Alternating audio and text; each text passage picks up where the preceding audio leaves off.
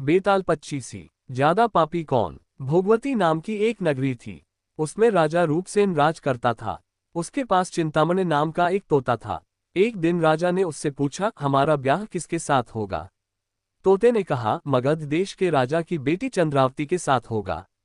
राजा ने ज्योतिषी को बुलाकर पूछा तो उसने भी यही कहा। उधर मगध देश की राजकन्या के पास एक मैना थी। उसका नाम था मदन मंजरी। एक दिन राजकन्या ने उससे पूछा कि मेरा विवाह किसके साथ होगा, तो उसने कह दिया कि भोगवती नगर के राजा रूपसेन के साथ। इसके बाद दोनों को विवाह हो गया। रानी के साथ उसकी मैना भी आ गई। राजा रानी ने तोता मैना का ब्याह करके उन्हें एक पिंजरे में रख दिया। एक दिन की बात की तोता मैना में बहस हो गई। मैना ने कहा, आदमी बड़ा पापी, दगाबाज और अधर्मी होता है। तोते ने कहा, स्त्री झूठी, लालची और हत्यारी होती है।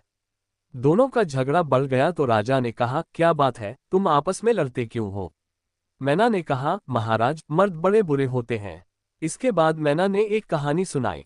इलापुर नगर में महाधन नाम का एक सेठ रहता था। विवाह के बहुत दिनों के बाद उसके घर एक लड़का पैदा हुआ। सेठ ने उसका बड़ी अच्छी तरह से लालन पालन किया, पर लड़का बड़ा होकर जुआ खेलने लगा। इस बीच सेठ मर गया। लड़के ने अपना सारा धन जुए में खो दिया। जब पास में कुछ न बचा तो वह नगर छोड़कर चंद्रपुरी नामक नगरी में जा पहुंचा। वहां हेमगुप्त नाम का साहूकार रहता था। उसके पास जाकर उसने अपने पिता का परिचय दिया और कहा कि मैं जहाज लेकर सौदागरी करने गया था। माल बेचा, धन कमाया, लेकिन लौटते में समुद्र में ऐसा तूफान आया कि जहाज डूब गया और मैं जैसे तैसे बचकर यहां आ गया। उस सेठ के एक लड़की थी रत्नावती। सेठ को बड़ी खुशी हुई कि घर बैठे इतना अच्छा लड़का मिल गया। उसने उस लड़के को अपने घर में रख लिया और कुछ दिन बाद अपनी लड़की से उसका ब्याह कर दिया। दोनों वहीं रहने लगे। अंत में एक दिन वहां से विदा हुए। सेठ ने बहुत सा धन दिया और एक दासी को उनके साथ भेज दिया। रास्ते में एक जंगल पड़ता था। वहां आकर लड़के ने स्त्री से कहा, यहाँ बहुत डर है, तुम अपने गहने उतारकर मेरी कमर में बांध दो। लड़की ने ऐसा ही किया। इसके बाद लड़के ने कहारों को धन देकर डोले को वापस करा दिया और दासी को मारकर कुएं में डाल दिया। फिर स्त्री को भी कुएं में पटक कर आगे बढ़ गया। स्त्री रोने लगी। एक मुसाफिर उधर जा रहा था। जंगल में रोने की आवाज सुनकर वह वहां आया, उसे कुएं से निकालकर उसके घर पहुंचा दिया। स्त्री ने घर जाकर माँ बाप से कह दिया कि रास्ते में चोरों ने हमारे गहने छीन लिए और दासी को मारकर मुझे कुएं में धकेल कर भाग गए। बाप ने उसे ढाढ़स बंधाया और कहा कि तू चिंता मत कर, तेरा स्वामी जीवित होगा और किसी दिन आ जाएगा। उधर वह लड़का जेवर लेकर शहर पहुंचा। उसे तो जुए की लत लगी थी। वह सारे गहने जुए में हार गया। उसकी बुरी हालत हुई तो वह ये बहाना बनाकर कि उसके लड़का हुआ है, फिर अपनी ससुराल चला। वहां पहुंचते ही सबसे पहले उसकी स्त्री मिली। वह बड़ी खुश हुई। उसने पति से कहा, आप कोई चिंता न करें, मैंने यहाँ आकर दूसरी ही बात कही है।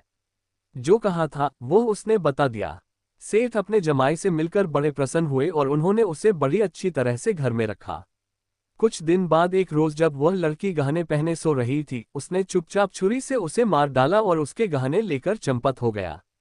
मैना बोली, महाराज, ये सब मैंने अपनी आंखों से देखा। ऐसा पापी होता है आदमी। राजा ने तोते से कहा, अब तुम बताओ कि स्त्री क्यों बुरी होती है। इस पर तोते ने ये कहानी सुनाई। कंचनपुर में सागरदत्त नाम का एक सेठ रहता था।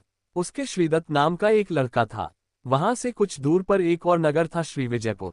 उसमें सोमदत्त नाम का सेठ रहता था। उसके एक लड़की थी, वह श्रीदत्त को ब्याही थी। ब्याह के बाद श्रीदत्त व्यापार करने परदेश चला गया। 12 बरस हो गए और वह ना आया तो जयश्री व्याकुल होने लगी।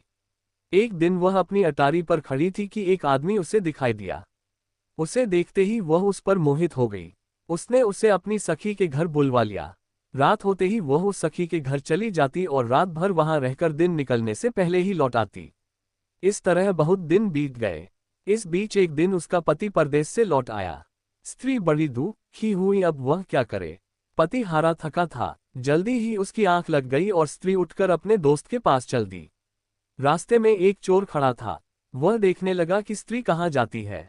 धीरे धीरे वह सहेली के मकान पर पहुंची। चोर भी पीछे पीछे गया।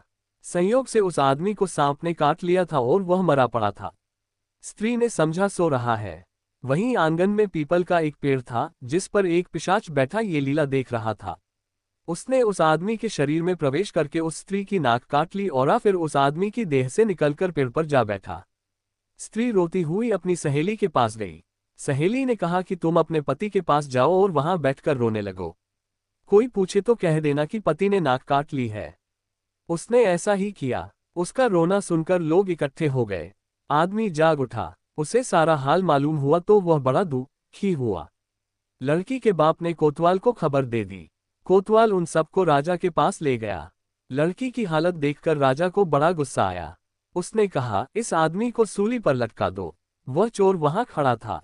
जब उसने देखा कि एक बेकसूर आदमी को सूली पर लटकाया जा रहा है तो उसने राजा के सामने जाकर सब हाल सच सच बता दिया। बोला, अगर मेरी बात का विश्वास न हो तो जाकर देख लीजिए, उस आदमी के मुंह में स्त्री की नाक है।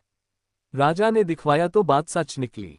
इतना कहकर तोता बोला, हे राजा, स्त्रियां ऐसी होती हैं। राजा ने उस स्त्री का सिर मोड़वाकर गधे पर चढ़ाकर नगर में घुमवाया और शहर से बाहर छुड़वा दिया। ये कहानी सुनाकर बेताल बोला, राजा बताओ कि दोनों में ज्यादा पापी कौन है।